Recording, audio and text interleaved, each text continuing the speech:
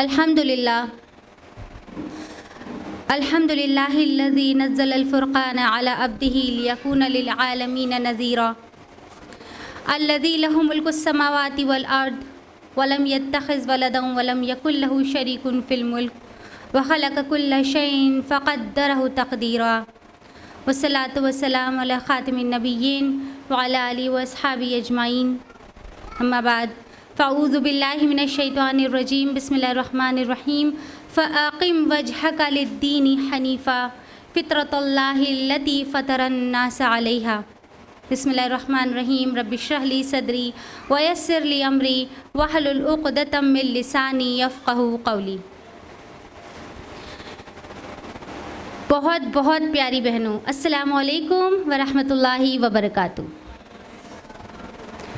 आप लोगों को पता चल गया है आज की हमारी गुफ्तगू का जो टॉपिक है वो है सिन्फ़ नाज़ुक, है ना। और हलीमा ने एक्सप्लेन भी कर दिया। सिन्फ़ नाज़ुक यानी हम ही लोगों की बात हो रही है, यानी कि हम औरतें। सिन्फ़ नाज़ुक औरत। अल्लाह ताला ने इंसान में दो मखलूक पैदा की, इंसान में दो असनाफ पैदा की, एक मर्द जो कि ताकतवर है और एक औरत। और सिन्फ़ नाज़ुक को हमारे प्यारे नबी सल्लल्लाहु अलैहि वसल्लम ने बहुत ही ब्यूटीफुली डिस्क्राइब किया है। फरमाया दर्ज हदीस सही मुस्लिम किताबुल फ़ज़ाइल हदीस नंबर 2323 कि एक मरतबा अज़वाज मुतारात ऊँटों पर सफ़र कर रही थी और जो शतरबान था उसने थोड़ा तेज़ी से ऊँटों को चलाना शुरू कर दिया। तो अल्लाह के रसूल सल्लल्लाहु अलैहि वसल्लम ने फरमाया रुवैदन सऊक़ा का बिलक़वारीर, के शीशों को संभाल के ले चलो। क्या फरमाया? औरत को शीशे से तशबीह दी। शीशा नाजुक होता है ना और बहुत डेलिकेट हैंडलिंग मांगता है, टूट जाता है, इसलिए तो औरत भी डेलिकेट जेंडर होती है, नाजुक होती है। सिन्फ़ नाजुक अल्लाह ताला ने सिन्फ़ नाजुक को कैसा बनाया?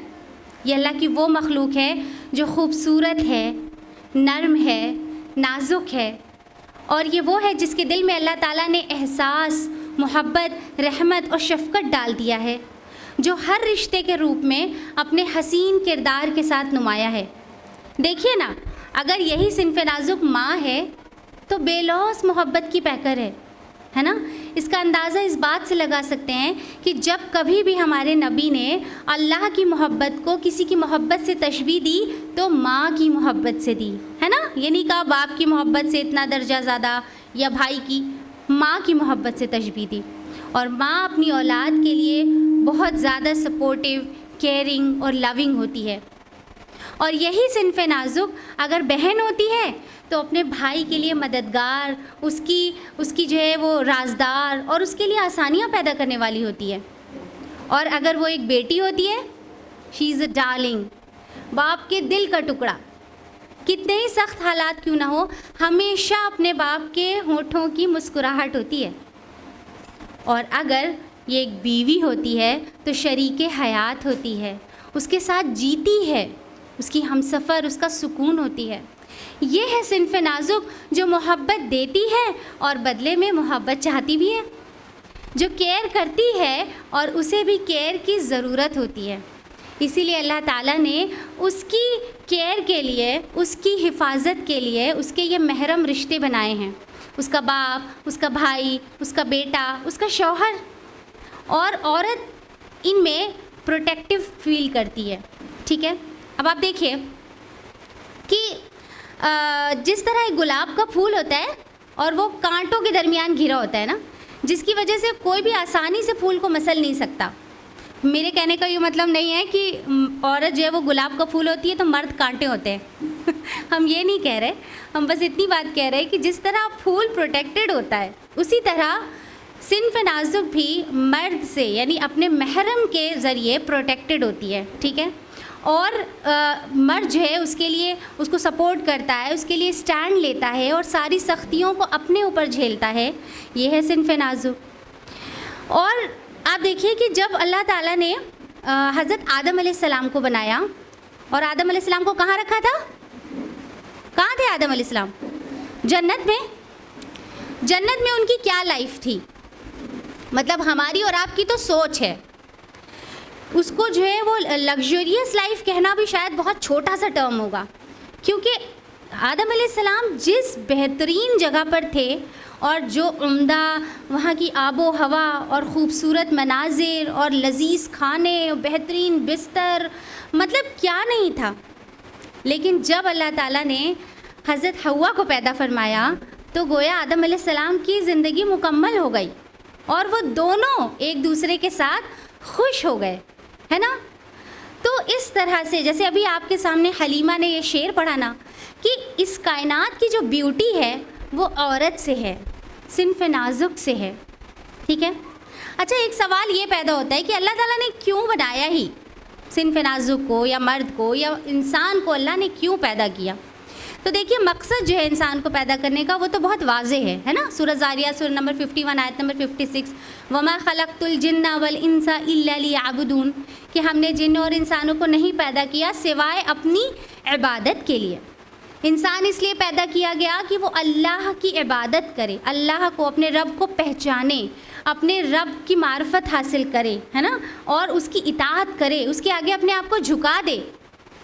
और इंसानों में भी अल्लाह ने मुसलमान मर्द और औरत को क्यों पैदा किया? उनका क्या मकसद था कि इस ज़मीन पर लोगों को अल्लाह की मार्फत कराई जाए, है ना, अपने रब से जो नहीं जानते उनको अपने रब से रूबरू कराया जाए, इस ज़मीन पर जुल्म को मिटाया जाए और इस ज़मीन पर निज़ाम हक़ को कायम किया जाए। ये है एक मर्द और औरत की, मुसलमान मर्द और औरत की ज़िम्मेदारी, ठीक है। दूसरा सवाल ये पैदा होता है कि अगर अल्लाह ताला को इतना बड़ा काम लेना था तो अल्लाह ताला किसी एक ही सिन्फ से ले लेते।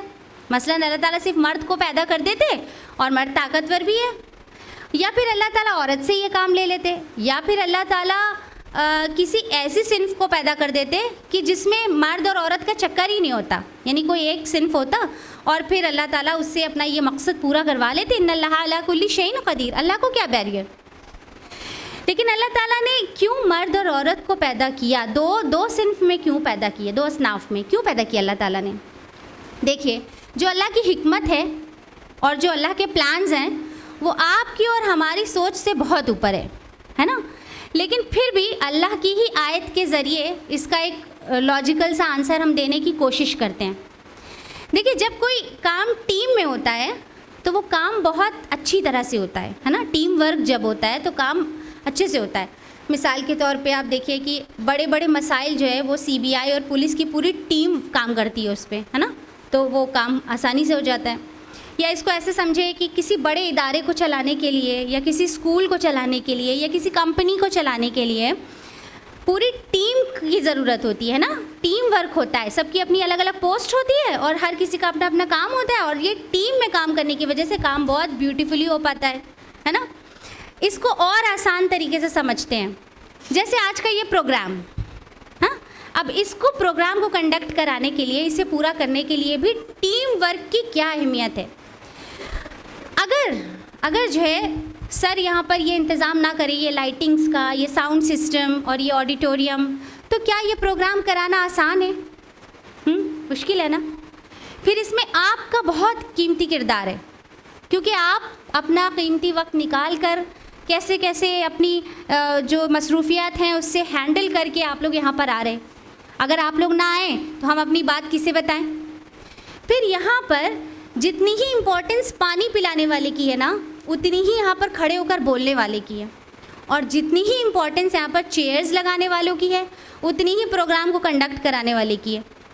यानी काम टीम में हो रहा है ना, और कोई काम छोटा बड़ा हकीर उम्दा ऐसा नहीं है। काम सबका इम्पॉर्टेंट है और सबके ताउन से, सबकी मदद से, एक टीम वर्क से काम बहुत अच्छे से हो रहा है, ठीक है। तो अब अल्लाह ताला को इतना बड़ा काम लेना था, इंसान को अल्लाह की इबादत के लिए पैदा किया अल्लाह ने, फिर अल्लाह ताला ने उसमें मुसलमान मर्द और औरत को इतने बड़े मकसद के लिए पैदा किया कि वो अल्लाह के निज़ाम को कायम करें, उसके लिए जद्दोजहद करें। तो इसके लिए मर्द और औरत को अल्लाह ने टीम में पैदा किया है, ठीक है। ये दोनों टीम में हैं, मर्द और औरत। अल्लाह ताला ख़ुद इसका जवाब देते हैं तौबा सूरह नंबर 9 आयत नंबर 71 में वल मुमिनूना वल मुमिनाती बाज़ुहुम औलियाउ बाज़, मोमिन मर्द और मोमिन औरतें एक दूसरे के रफ़ीक हैं। औलिया मतलब समझते हैं ना, फ्रेंड, हेल्पर, है ना, सपोर्टर, मददगार। तो जो मोमिन मर्द और मोमिन औरत है, ये दोनों एक दूसरे के मददगार हैं, एक दूसरे के सपोर्टर हैं, ठीक है, एक दूसरे को साथ देते हैं। अल्लाह ने इनको टीम में पैदा किया। क्यों? आयत आगे बताती है यामुरूना बिल मारूफ व यनहौना अनिल मुनकर, कि ये नेकी का हुक्म देते हैं और बुराई से रोकते हैं। व युकीमूना अस्सलाता व युतूना ज़कात, कि ये नमाज कायम करते हैं और ज़कात की अदायगी करते हैं। व युतीऊनल्लाह व रसूला, और अल्लाह और उसके रसूल की इताअत करते हैं। उलाइका सयरहमुहुमुल्लाह, यही वो लोग हैं जिन पर अल्लाह की रहमत नाजिल होकर रहेगी। इन्नल्लाह अज़ीज़ुन हकीम, और अल्लाह ताला सब पर गालिब और हिकमत वाला है। यानी यही अल्लाह का प्लान है, यही अल्लाह की हिकमत है कि मर्द और औरत को टीम में पैदा किया जाए, ठीक है। देखिए, मर्द और औरत एक ख़ानदान की यूनिट होते हैं ना, ख़ानदान उनसे बनता है, फिर उस ख़ानदान से क्या बनता है? मुआशरा, और उस मुआशरे से एक रियासत कायम होती है। बात समझ में आ रही है? जो हमारा मकसद है उसके लिए कितना इम्पॉर्टेंट है। तो एक रियासत कायम करने के लिए एक मुसलमान मर्द और एक मुसलमान औरत की कितनी इम्पॉर्टेंस है, और उनका जो काम उन्हें सौंपा गया है उसको टीम में अदा करना कितना ज़रूरी है, और उसके क्या बेहतरीन नताइज सामने आ सकते हैं। तो देखिए, जब काम टीम में होता है तो सबका अलग अलग काम होता है ना, सबको अलग अलग काम सौंपा जाता है, आपको ये करना है, आपको ये करना है। तो जो औरत का काम है, मर्द का काम है, दोनों का अलॉट कर दिया गया। औरत का काम जो है वो उसका मेन फील्ड वर्क क्या है? उसका घर, उसका ख़ानदान, ठीक है, ये उसकी ज़िम्मेदारी है। और ऐसी ज़िम्मेदारी है जिसके बारे में अल्लाह क्या जवाबदेही है। नबी अकरम सल्लल्लाहु अलैहि वसल्लम की बुखारी मुस्लिम की मुत्तफ़क़ुन अलैहि एक बहुत मशहूर रिवायत है, लंबी रिवायत है, उसका एक छोटा सा पार्ट है।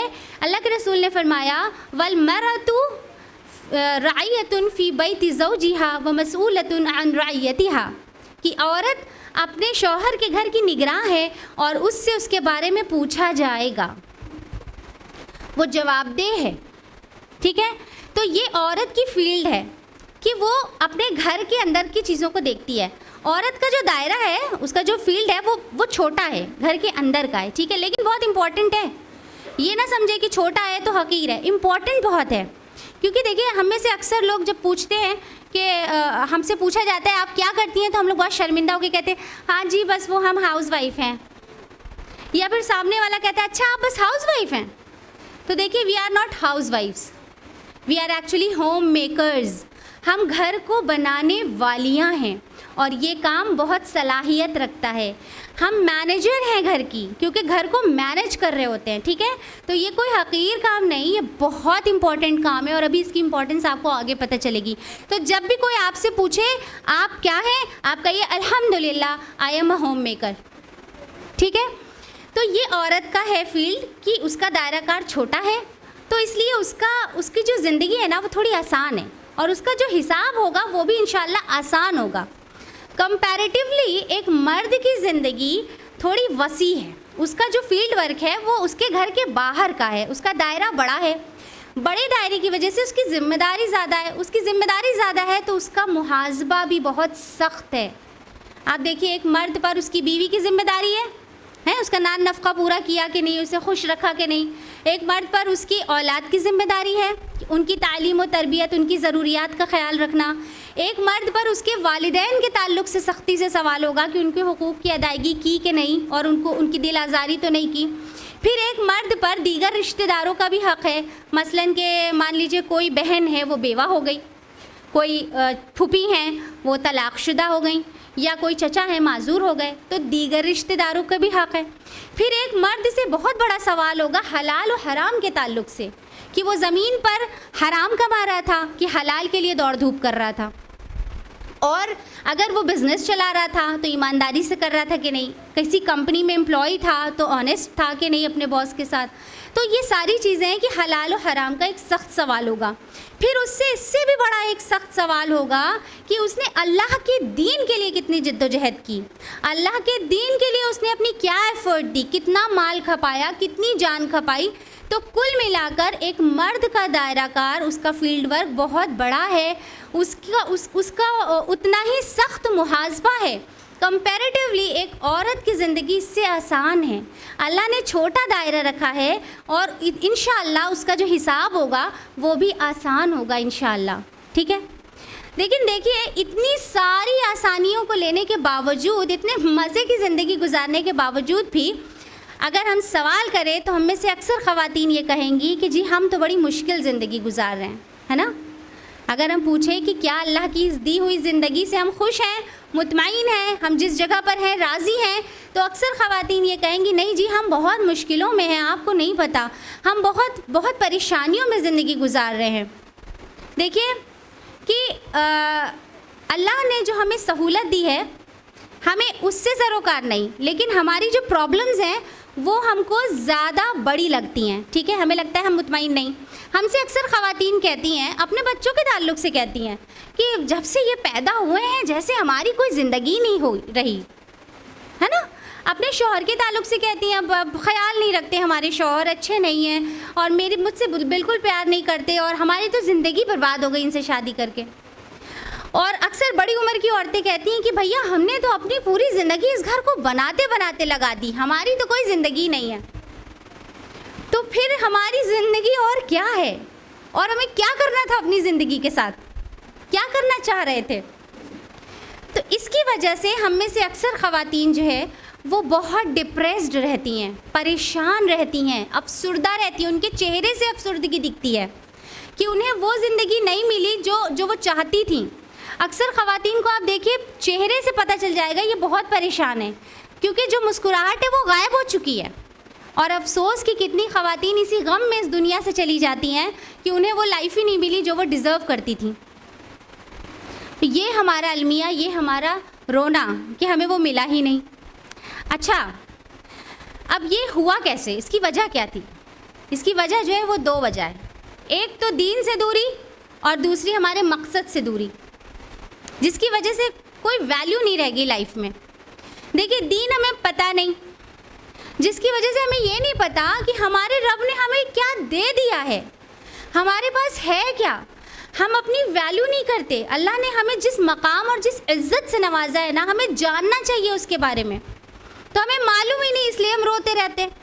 फिर उसके बाद आप देखिए कि मकसद, हमने अभी बताया ना मकसद कितना बड़ा है हमारा, इस ज़मीन पर निज़ाम हक़ को कायम करना इतना बड़ा मकसद है, और हमें अपना मकसद ही नहीं पता, तो हम छोटी छोटी चीज़ों को इशू बनाते हैं, छोटी छोटी चीज़ों को उसी में परेशान रहते हैं कि बहुत बड़ी बात हो गई गोया।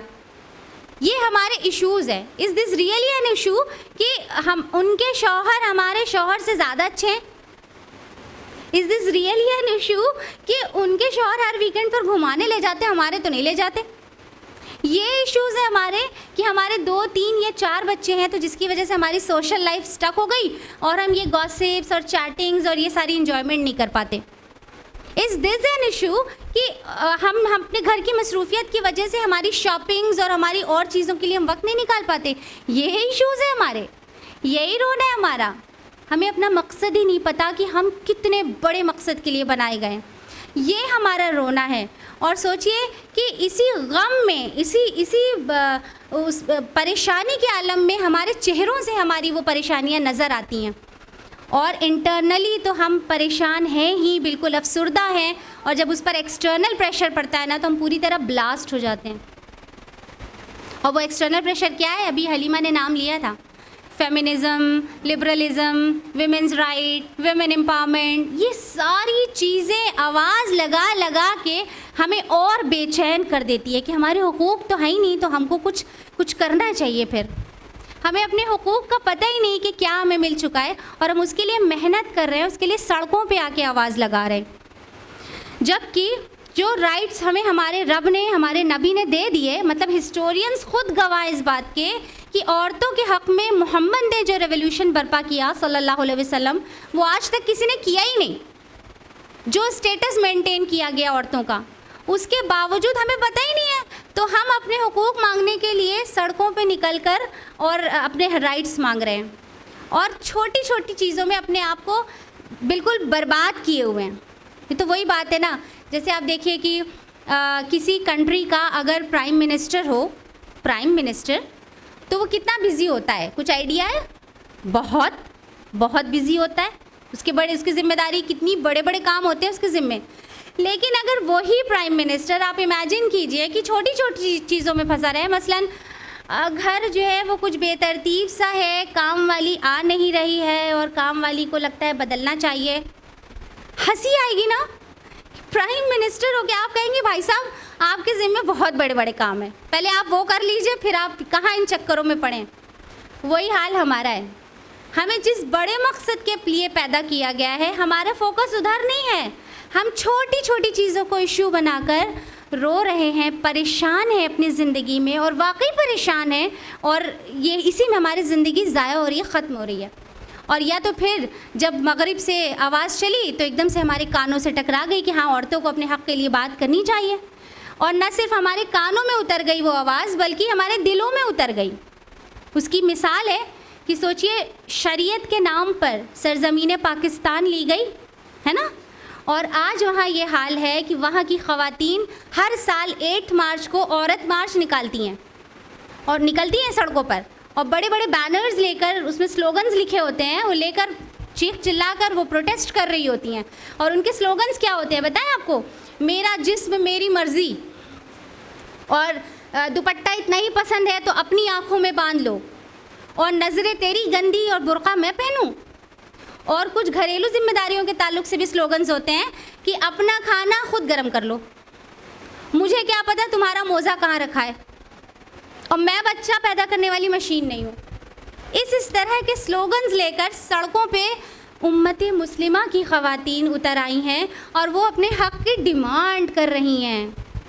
उनको पता ही नहीं कि उन्हें क्या मिला हुआ है। वही मिसाल हमें याद आती है कि मम्मियाँ अक्सर मिसाल दिया करती थी, कौवा कान ले गया, कौवा कान ले गया, और हम कौवे के पीछे पीछे जा रहे हैं, देखा ही नहीं कि कान तो महफूज है। इसी तरह से आवाज़ निकल रही है, हम अपने राइट्स के लिए सड़कों पे आ रहे हैं, पसीना बहा रहे हैं, आवाज़ें बुलंद कर रहे हैं, हमें पता ही नहीं कि हमारे सारे राइट्स, हमारे सारी इज़्ज़त वो बिल्कुल महफूज है।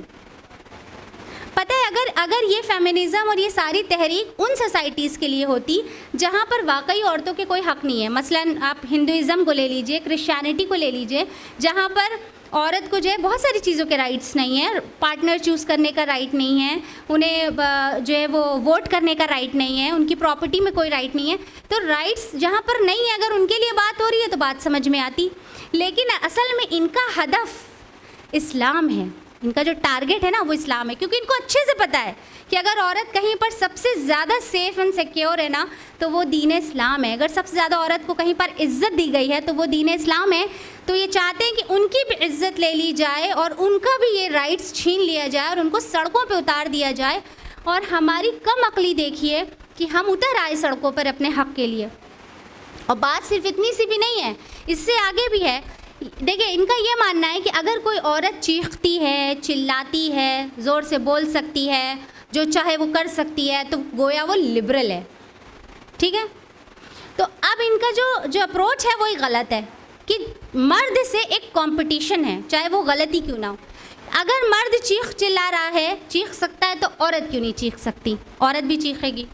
हालांकि मर्द को भी नहीं चीखना चाहिए, लेकिन अगर एक मर्द कर रहा है तो औरत करेगी। एक बेवजह का कंपटीशन है। अगर मर्द घर देर से आता है तो औरत भी देर से आएगी, उसे भी हक होना चाहिए। हालांकि भाई मर्द को भी बेवजह देर से घर क्यों आना चाहिए, लेकिन अप्रोच ही गलत है। अगर वो गलत कर रहा है तो बस हमें करना है, जो वो कर रहा है वो हमें करना है। तो अगर एक मर्द जो है वो जीन्स पहन रहा है तो औरत को भी पहनना है। अगर मर्द जो है वो नशा कर रहा है तो औरत को भी करना है। अगर मर्द जिना कर रहा है तो औरत को भी करना है। That means there should be no barrier and there should be no difference between a male and a female. बिल्कुल एक से होना चाहिए। और तो और ये भी डिमांड है कि उनको उनकी घरेलू जिम्मेदारी से आज़ाद कर दिया जाए। ये फेमिनिज़म, ये लिबरलिज़म, ये यही कहते हैं और ये बात हमें ज़्यादा समझ में आ जाती है कि घरेलू जिम्मेदारियों से आज़ाद कर दिया जाए, बिल्कुल पूछा ही ना जाए, उनकी डोमेस्टिक रिस्पॉन्सिबिलिटीज़ के ताल्लुक से उनसे सवाल ना किया जाए। और दूसरा डिमांड ये है कि कोई एक ऐसी टेक्नोलॉजी होनी चाहिए कि बच्चे भी जो है वो औरत की बॉडी के बाहर ही पैदा होने लग जाएं, ताकि औरत को वो तकलीफ़ भी ना उठानी पड़े और वो उसको मैटरनिटी लीव भी ना लेनी पड़े और वो बस काम करती रहे साल के 12 महीने मशीन की तरह काम करती रहे। ज़रा सोचिए कि बच्चे भी औरत की बॉडी के बाहर पैदा होने लग जाए, तो मकसद सिर्फ बच्चे पैदा करना थोड़ी है। हमें ज़मीन में क्रिमिनल्स थोड़ी चाहिए, हमें तो ज़मीन पर अस्सालिहून अस्सालिहात चाहिए, है ना, ताकि अल्लाह का निज़ाम कायम हो, इंसाफ कायम हो इस ज़मीन पर। हमें ऐसे मर्द और औरत चाहिए। लेकिन आप इनकी अप्रोच देखिए कितनी गलत है। और ये ना सोचिए हम में से कोई नहीं सोचता ऐसा, सब यानी कुछ ख़वातीन ज़ुबान से नहीं बोलेंगी तो दिल में तस्लीम करेंगी हाँ ये लोग सही बात कर रहे हैं और हम लोगों के वाकई कोई राइट्स नहीं हैं। यहाँ तक क्योंकि हमें मालूम नहीं है ना अपने दीन और अपने जो हमें मिल गया है उसके बारे में हमें एहसास नहीं है। तो ये इनकी डिमांड। अच्छा, एक आयत का हम यहाँ पर जिक्र करते हैं आपके सामने। ये वो आयत है जिसको बहुत ज़्यादा मिस इंटरप्रेट किया जाता है, बहुत गलत तरीके से पेश किया जाता है और अफसोस सद अफसोस कि हमारी उम्मत मुस्लिमा की हम ख़वातीन हम भी माज़अल्लाह इस आयत से खुश नहीं हैं, माज़अल्लाह। और वो है सूरह निसा सूरह नंबर 4 आयत नंबर 34, अर्रिजालु क़व्वामूना अलन निसा, मर्द औरत पर क़व्वाम है, बिमा फ़ज़्ज़लल्लाहु बअज़हुम अला बअज़, कि अल्लाह ने एक को दूसरे पर फजीलत दी है, व बिमा अनफ़क़ू मिन अम्वालिहिम, और इस बिना पर कि वो अपना माल खर्च करता है। फ़स्सालिहातु क़ानितातुन हाफ़िज़ातुन लिल-ग़ैबि बिमा हफ़िज़ल्लाह, बस जो नेक औरतें हैं वो इताअतशार होती हैं और मर्दों के पीछे अल्लाह की हिफाजत और निगरानी में उनके हुकूक़ की हिफाजत करती हैं। ये है वो आयत, अर्रिजालु क़व्वामूना अलन निसा, मर्द औरत पर क़व्वाम है। माज़अल्लाह हम ख़वातीन को भी इस आयत से तसल्ली नहीं है, अल्लाह मुआफ़ करे। देखिए अल्लाह ताला ने मर्द को क़व्वाम बनाया, लेकिन क़व्वाम क्या है पहले उसको समझे तो अच्छी तरह से ना। हमें पता नहीं होता, हम क्या करते हैं, अरबी जानते नहीं, ना सीखने की कोशिश करते हैं, ना कोशिश करते हैं कि ज़रा समझें कि हमारे रब ने क्या कहा है। हमें वो बात जल्दी समझ में आ जाती है जो फेमिनिज़म और लिबरलिज़म और ये मगरिब वाले हमको बताते रहते हैं, गलत सलत बातें, वो हमें ज़्यादा जल्दी समझ आ जाती हैं। इसके लिए हम कोशिश नहीं करते कि हमारे रब ने हमसे क्या कहा है। अल्लाह ताला ने ना अपने कलाम में एक एक वर्ड, एक एक लेटर जो लिया है ना, वो बहुत हिकमत के तहत लिया है। और जो लफ्ज़ क़व्वाम है ये है क्या, देखिए अल्लाह ताला का एक नाम है ना अल क़य्यूम, है ना, यानी कायम रहने वाला, कायम रखने वाला, ज़रूरत पूरी करने वाला, हिफाजत करने वाला, अल क़य्यूम, इसी से क़व्वाम है। और क़व्वाम आया है लफ्ज़ क़ामा से, जिसका मतलब है टू स्टैंड, खड़े रहना। अच्छा, एक बार दो बार नहीं खड़े रहना, रिपीटेडली स्टैंड, लगातार खड़े रहना। अब कोई लगातार खड़ा हो तो क्या समझ में आता है, कोई बहुत ही ज़्यादा रिस्पॉन्सिबल, बहुत ज़िम्मेदार इंसान है ना। जैसे हम लोग कभी बहुत बिज़ी होते हैं, कोई शादी वगैरह का मौका होता है या कोई ऐसा बहुत बिज़ी होते हैं, तो क्या कहते हैं, हमें बैठने तक की फुर्सत नहीं मिली, यही कहते हैं ना, बैठने तक की फुर्सत नहीं मिल पाई। इसका मतलब हम मुसलसल खड़े थे, हम इंगेज थे, हम बिज़ी थे, हम रिस्पॉन्सिबल थे, ज़िम्मेदार थे और हम काम ही करते रहे, है ना, इसका यही मतलब होता है। तो जो मुसलसल खड़ा हो इसका मतलब वो बहुत ज़िम्मेदार है। अब देखिए मौलाना मौदूदी रहमतुल्लाह अलैह क़व्वाम के बारे में फ़रमाते हैं कि क़व्वाम उस शख्स को कहते हैं जो किसी फ़र्द, किसी निज़ाम या किसी इदारे के मामलात को दुरुस्त हालत में चलाए, जो उसकी हिफाजत और निगहबानी करे और जो उसकी हर ज़रूरत मुहैया करने का ज़िम्मेदार हो, वो क़व्वाम होता है।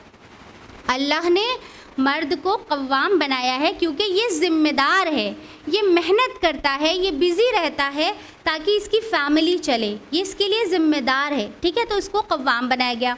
बिमा फ़ज़्ज़लल्लाहु बअज़हुम अला बअज़, कि एक को दूसरे पर फजीलत दी। फ़ौरन हम लोग रोने लगते हैं कि मर्द को फजीलत दे दी गई यहाँ पर और औरतों का तो कोई मकाम नहीं। अरे कहीं पर औरत को फजीलत दी गई, जैसे देखिए अब एक हदीस में ये फरमाया गया कि औरत जो है वो बाप से 3 दर्जा ज़्यादा हुस्न सलूक की मुस्तहक़ है ना। यहाँ पे औरत की फजीलत हो गई ना। कहीं पर फरमाया गया कि बेटियां जो है वो जहन्नम से नजात का ज़रिया हैं। फिर से देखिए औरत की फजीलत हो गई, है ना। तो कहीं पर औरत की फजीलत बयान हो रही है, कहीं पर मर्द। यहाँ पर मर्द मेहनत कर रहा है, ठीक है, तो इसलिए उसको फजीलत दी गई। और वजह बताएगी वबिमा अनफ़क़ू मिन अम्वालिहिम, और इस बिना पर कि वो अपना माल खर्च करता है, माल खर्च कर रहा है, भाई कमा रहा है मेहनत करके और वो हम पे खर्च कर रहा है, ठीक है, तो इसलिए वो कव्वाम है। अब देखिए कि जो फेमिनिज़म ने जिस कव्वाम को हमारे सामने रखा है, और जो बात हमें ज़्यादा समझ में आती है वो ये है कि कव्वाम जो है वो कोई बहुत ही जाबिर, कोई बहुत हाकिम, कोई ऐसा दादागिरी करने वाला इंसान जो अपनी औरत को मारता है, पीटता है और उस पर बहुत हुक्म चलाता है और हर जायज़ नाजायज़ बात उससे मनवाता है और उसको अपनी निगरानी में रखता है, उसको कैद करके रखता है, ये होता है कव्वाम। ये फेमिनिज़म कहता है, ये लिबरलिज़म कहता है, और हम इसी पे ज़्यादा यकीन करते हैं। हमने अपने रब को नहीं देखा कि क्या मेरे रब ने कहा है कलाम में, हमें इनकी बात ज़्यादा समझ में आती है कि कोई ऐसा हाकिम और जाबिर शख्स होता है जो कव्वाम होता है। देखिए जब किसी पर ब्लेम करें, जब किसी पे बात रखी जाए ना, तो ज़रा उसको उसके सारे पहलू पे नज़र रख लेनी चाहिए। अगर कव्वाम को बुरा भला कह रहे हैं तो ज़रा सा कव्वाम का एक रूटीन भी देख लीजिए। एक नॉर्मल रूटीन हम आपके सामने रखते हैं कि ये जो कव्वाम साहब होते हैं ना, जिनको सोचते हैं कव्वाम कोई बहुत भारी भरकम और कोई बहुत बदमाश इंसान, तो जो कव्वाम साहब है ना, ये कव्वाम साहब का रूटीन देख लीजिए बेचारे का। ये बेचारे सुबह सवेरे उठते हैं और अपने काम के लिए निकल जाते हैं। अब इनको दिल चाहे या ना चाहे, थोड़ा आराम करने का भी दिल चाह रहा है लेकिन वक्त पे उठना है, दिल चाह रहा है कि फैमिली के साथ टाइम स्पेंड करे, लेकिन फिर भी बेचारे कव्वाम साहब को अपने वक्त पे उठ जाना है और अपने काम पर पहुंच जाना है। अब बेचारे ये मेहनत करके जैसे तैसे अपने काम पे पहुंच गए कव्वाम साहब। अब वहाँ पर सबका काम अलग अलग नौइयत का होता है ना। कोई अपने कैबिन में सारा दिन बैठकर सर खपाता है और बॉस की चिक चिक सुनता है, कोई डिफरेंट साइट्स पर भाग दौड़ करता रहता है मुसलसल, तो कोई तपती धूप में मजदूरी कर रहा होता है। सबका अलग अलग काम होता है। फिर ये कव्वाम साहब सारा दिन के थके हारे, चूर, मजबूर, बेबस और पसीने में शराबोर जब घर को लौटते हैं तो वालदा साहिबा या बीवी साहिबा की तरफ से लिस्ट मिल जाती है, ये घर की ज़रूरत का सामान है, ले आइए। वो कव्वाम साहब फिर वापस जाते हैं, सामान ला के देते हैं ज़रूरियात का। फिर अगर कोई टेक्निकल फॉल्ट हो जाता है, प्लम्बर की ज़रूरत है, इलेक्ट्रिशियन की ज़रूरत है, तो फिर कव्वाम साहब दौड़ लगाते हैं, है ना। फिर देखिए महीने के आखिर में बेचारा जो कव्वाम साहब हैं, ये बैठकर हिसाब लगाते रहते हैं कि किस तरह घर का ख़र्चा चले, बिजली का बिल, बच्चों की फ़ीस और बाकी अखराजात, यहाँ तक कि बीवी के जोड़े का भी ख्याल रखते हैं। ठीक है, ये हो गए कव्वाम साहब। अब ज़रा इनकी लाइफ देखिए, बेचारे दादागिरी करते तो कम नज़र आ रहे हैं, हुक्म चलाते तो कम नज़र आ रहे हैं, चाकरी करते ज़्यादा नज़र आ रहे हैं, है कि नहीं? लग रहा है चाकरी करते नज़र आ रहे हैं। और वो चाकरी करता है और वो बहुत खुशी से करता है, क्योंकि ये वो अपनी फैमिली के लिए कर रहा होता है। ये होता है कव्वाम। अल्लाह ने ऐसे कव्वाम को हमारे लिए, सिन्फ नाजुक के लिए बनाया है। ये होता है कव्वाम। लेकिन अब उस पर हम लोगों के चोचले नहीं ख़त्म होते। अब वो बेचारा थका हारा आए, मुस्कुराते भी नहीं देख के, और तारीफ़ भी नहीं की हमारी, और अगर खाना खा लिया खामोशी से, बताओ इतनी मेहनत में किचन में खड़े होकर पसीना बहा बहा के हमने इनके लिए खाना बनाया, ज़रा सी तारीफ़ भी नहीं किया। उसके पसीने का ख्याल नहीं है, वो भी तो पसीना बहा के आ रहा है सारा दिन। हमें अपने पसीनों की बहुत फिक्र है कि सारा दिन हमने किचन में खड़े होकर इनके लिए खाना बनाया और इन्होंने खा लिया और तारीफ़ तक ना की। और तो और अगर वो बेचारा थका हारा कुछ देर खामोश ही रहना चाहता है तो फिर हम लोग उस पर भी शिकायत की बड़ा बदज़ौक़, बड़ा बदमिजाज आदमी है। और अगर वो थोड़ी देर के लिए अपनी तफरी के लिए न्यूज़ चैनल लगा ले या क्रिकेट लगा ले तो फिर हमारा बहुत बड़ा समूह बन जाता है। तो हम क्या करते हैं, बजाय उसका एहसान मानने के हमें उससे शिकायत हो जाती है। फिर हम मम्मियों को फ़ोन कर करके कहते हैं ना, हमारे शौहर ना हमारा ख्याल नहीं रखते हैं, हमें खुश नहीं रखते हैं। तो वो किसके लिए इतनी मेहनत कर रहा था? देखिए हम मानते हैं वो भी इंसान है, हम ये नहीं कह रहे कि बहुत मतलब ग्रेट होता है, उससे भी बदमिजाजी हो जाती है, थका हारा होता है ना, हो सकता है चीख देता हो, चिल्ला देता हो, थोड़ा सा ज़्यादा बोल देता हो, क्योंकि वो भी थका हारा है। तो हम उसकी सिचुएशन को नहीं देख रहे होते हैं, हम उससे शिकायत करते हैं। और पता है, जो इस तरह मुसलसल शिकायत करता है, अल्लाह के रसूल सल्लल्लाहु अलैहि वसल्लम ने उसके बारे में क्या फरमाया। जो हदीस है वो निसाई में दर्ज है। अल्लाह के रसूल सल्लल्लाहु अलैहि वसल्लम फरमाते हैं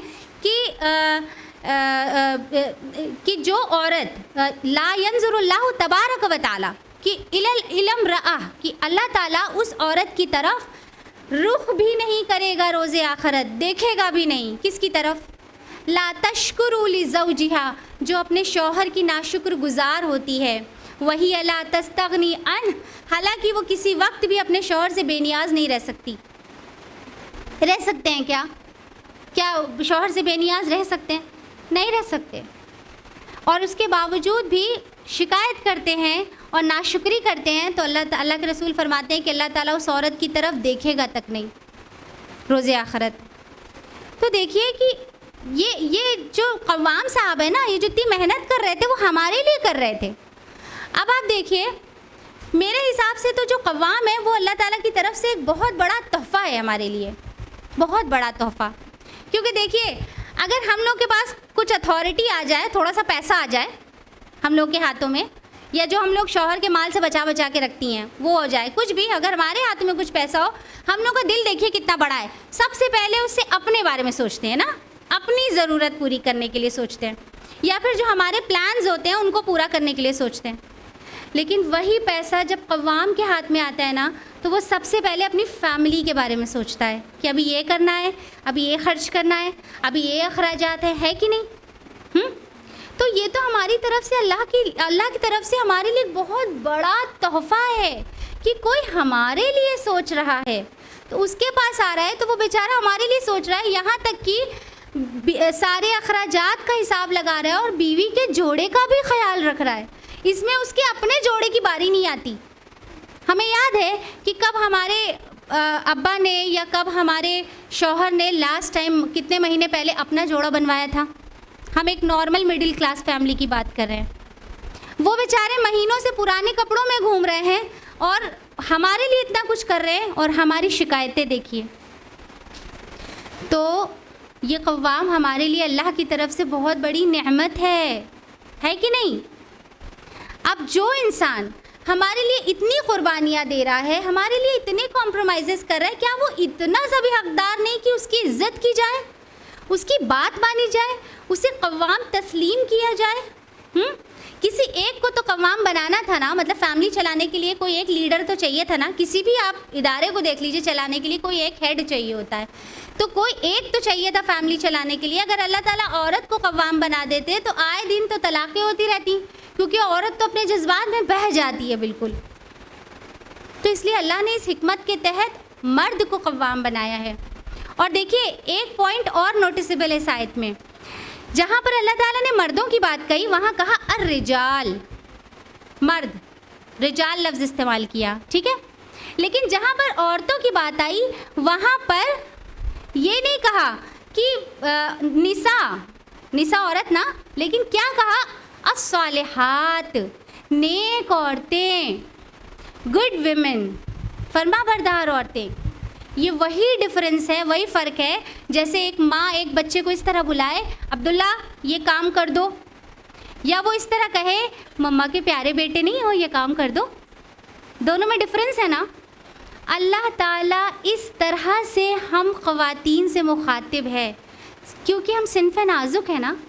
इतनी मोहब्बत से मर्दों को कहा गया अर्रिजाल, और ख़वातीन को कहा गया फ़स्सालिहात, नेक औरतें, कि तुम नेक औरतें हो। अल्लाह ताला ने फरमाया फ़स्सालिहातु क़ानितातुन हाफ़िज़ातुन लिल-ग़ैबि बिमा हफ़िज़ल्लाह। बस जो नेक औरतें हैं वो इताअतशार होती हैं, बात मानती हैं, है ना। और अल्लाह मर्दों के पीछे अल्लाह की हिफाजत और निगरानी में उनके हुकूक़ की हिफाजत करती हैं। ये नहीं कि उसके पीछे उसके हुकूक़ पामाल करती हैं, उसकी इज़्ज़त की धज्जियाँ उड़ाती हैं, फ़ोन कर करके बताती हैं सबको मेरा शौहर बहुत बुरा है, बहुत ज़्यादती करता है। उसके हुकूक़ की हिफाजत करने वालियाँ होती हैं। तो अल्लाह ताला कह रहे हैं तुम नेक औरतें हो ना, तुम तो बात मानती हो ना, तो तुम इताअत करो। और ये कोई मर्द की इताअत नहीं है, ये किसी मर्द के आगे झुकना नहीं है, ये दरअसल हमारे रब की इताअत है। हम अपने रब की बात मान रहे हैं ना, हम शौहर की बात इसलिए सुन रहे हैं क्योंकि या कव्वाम जो भी हमारे घर में है, बाप हैं, भाई हैं, हम कव्वाम की बात इसलिए सुन रहे हैं क्योंकि हमारे रब ने कहा इताअत करने को, इसलिए कर रहे हैं इताअत। तो ये हमारे रब की इताअत है, ये हमारे अल्लाह की बात है। हम फर्माबरदार हैं, हम उसकी बात मानने वालियाँ हैं, हम उसकी बात माने, हम किसी और की इताअत थोड़ी कर रहे हैं। अच्छा, झगड़ा जो है वो वुमेन एम्पावरमेंट के नाम पर झगड़ा यही है कि क्यों औरत किसी की इताअत करे ही। औरत को इंडिपेंडेंट होना चाहिए, है ना। औरत जो है वो बिल्कुल अब सेल्फ डिपेंडेंट है और मर्द के ताबे नहीं होना चाहिए। वो क्यों इताअत करे मर्द की, बल्कि दोनों को इक्वली ट्रीट करना चाहिए। अब यही नारा लगता रहता है, मर्द और औरत को इक्वली ट्रीट करो, इक्वली ट्रीट करो, ठीक है। चाहे जो है औरतों को अगर फैसिलिटी मिल रही हो तो वो झट से ले लेंगी, लेकिन फिर भी कहेंगे मर्द और औरत को इक्वली ट्रीट करो। अगर कहीं पर विमेन सीट रिजर्व्ड होगी तो फ़ौरन ख़वातीन जल्दी से उसे ले लेंगी फैसिलिटी को, लेकिन कहेंगे मर्द और औरत को इक्वली ट्रीट करो, है ना। हमारे यहाँ दिल्ली में अगर कोई लेडी बस पर ट्रैवल करती है तो उसे पिंक टिकट मिलता है। पिंक टिकट यानी नो टिकट, यानी कि अगर कोई औरत विद इन दिल्ली बस पर ट्रैवल करती है उसे कोई टिकट नहीं लगता, फ्री ऑफ कॉस्ट करती है। लेकिन वहीं अगर एक बच्चा या कोई आदमी या बच्चा ट्रैवल करेगा तो उसका टिकट लगेगा। ये दिल्ली गवर्नमेंट की तरफ से फैसिलिटी है, औरतों का कोई टिकट चार्ज नहीं होता बस पर। तो अब ये फैसिलिटी तो औरतें झट से ले लेंगी और फिर भी शोर मचाएंगी मर्द और औरत को इक्वली ट्रीट करो, इक्वली ट्रीट करो। अब भारी बैग्स होंगे तो वो शौहर साहब ही उठाएंगे, लेकिन मर्द और औरत को इक्वली ट्रीट करना चाहिए। और अगर बाथरूम में छिपकली होगी तो भैया और पप्पा ही भगाएंगे, लेकिन मर्द और औरत को इक्वली ट्रीट करना चाहिए। और अगर कहीं पर मर्द और औरत किसी रेस्टोरेंट में किसी ऐसी जगह पर खाने पीने गए हैं और अगर वहाँ पर बिल पे करना है तो मर्द ही बिल पे करेगा, औरत नहीं करेगी। ये एटिकेट्स के ख़िलाफ़ है। खुदा न खास्ता अगर मर्द ने कह दिया तुम भी तो कमाती हो, चलो 50-50 डिवाइड कर लेते हैं बिल, अरे बाप रे, बहुत बुरा लगेगा ना। कितना बुरा लगता है, कैसी ख़तरनाक सी बात कर दी। औरत क्यों बिल पे करेगी? ये बिल्कुल एटिकेट्स के ख़िलाफ़ है एकदम। औरत को नहीं बल्कि मर्द को बिल पे करना चाहिए। हालांकि इंसाफ तो ये कि वो भी कमाती है तो फिर दोनों बिल पे करें, लेकिन ये नहीं होगा। कर क्या रहे हैं हम लोग, कर क्या रहे हैं? क्या वजह है कि एक औरत वो काम नहीं कर सकती जो एक मर्द कर सकता है। एक औरत भारी काम नहीं कर सकती, औरत मिट्टी गारा नहीं कर सकती है क्या? औरत को नहीं अच्छा लगता कि वो अपना बिल खुद पे करे, क्योंकि विमेन नीड केयर। औरतों को अच्छा लगता है कि उनकी केयर की जाए और मर्द को अच्छा लगता है कि वो अपनी औरतों की केयर करे। ये फितरत है, ये फितरत है, अल्लाह ने बनाई है, यही फितरत है।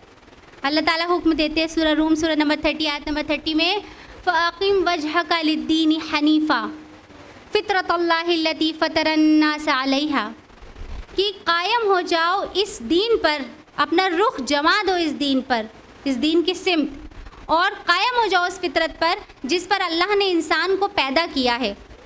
उस फितरत पर जमे रहो। क्यों? ला तब्दील अली खल्क़िल्लाह, क्योंकि अल्लाह की बनाई हुई साख्त बदली नहीं जा सकती। ज़ालिका दीनुल क़य्यिम, और यही रास्त और सही दीन है। वलाकिन्न अक्सरन्नास ला यअलमून, और अक्सर लोग नहीं जानते। ये फितरत है कि औरत को अच्छा लगता है उसकी केयर की जाए। ये फितरत है कि मर्द अपनी औरतों की केयर करना चाहता है।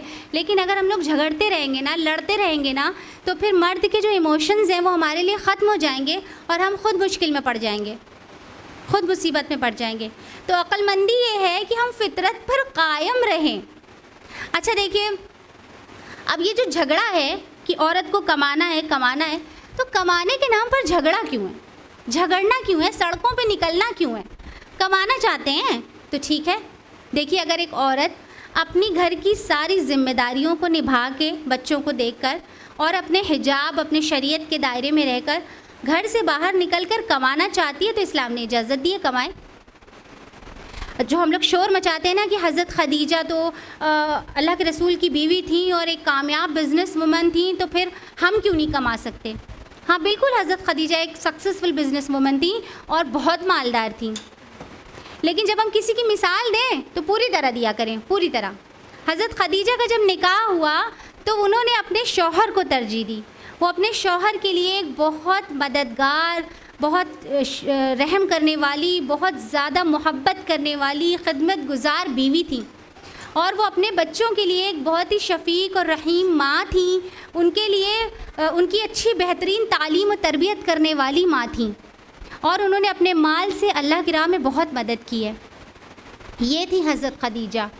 तो जब उनकी मिसाल देना तो तमाम पहलुओं पर दे। उन्होंने तरजीह, उन्होंने प्रायोरिटी अपनी फ़ैमिली को दी। पहले पूरी तरह बात किया करें ना। और सिर्फ हज़रत खदीजा नहीं, बहुत सी ऐसी उम्महातुल मोमिनीन हैं और कई सहाबियात की लिस्ट है जिन्होंने अपने हाथों से मेहनत करके कमाया और अल्लाह की राह में सदका किया। और ये कोई नई आवाज़ थोड़ी है। हर दौर में ख़वातीन ने कुछ ना कुछ अपने घर को बहुत स्मार्टली अपने घर को भी मेंटेन किया है, साथ के साथ अपने घर को कुछ ना कुछ काम करके फाइनेंशियली सपोर्ट किया है। हम लोग ने देखा नहीं है अपनी नानियों को, दादियों को, मम्मियों को किस तरह घरों में सिलाई कढ़ाई करके और बहुत सारे प्रोडक्ट्स होते हैं उनकी पैकिंग करके, ये सारे काम करके घर को फाइनेंशियली सपोर्ट किया है ना। ये कोई नई बात थोड़ी है, बहुत पुरानी बात है। बहुत तरह से ख़वातीन ने मेहनत करके काम करके अपने घर को सपोर्ट किया है और ये एक अच्छी बात है। देखिए, अगर जो है औरत कहती है हम घर की जिम्मेदारी नहीं निभाएंगे और हमें बाहर काम करना है और उसे रोका जाता है तो वो लड़ती है, झगड़ती है, और फिर काम करती है तो खुशी से करती है।